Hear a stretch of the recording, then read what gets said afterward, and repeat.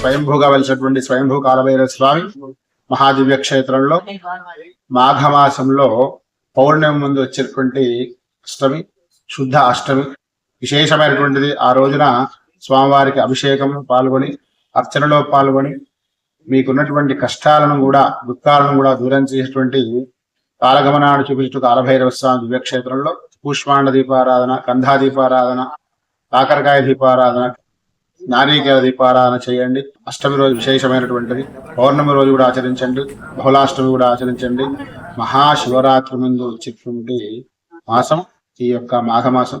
అన్నదానంలో పాల్గొనండి. అమావాస్య రోజున పరమేశ్వరుని యొక్క కాలభైరవుడిగా అనుగ్రహం పొందండి. ఓం హం కాలభైరవాయ నమః.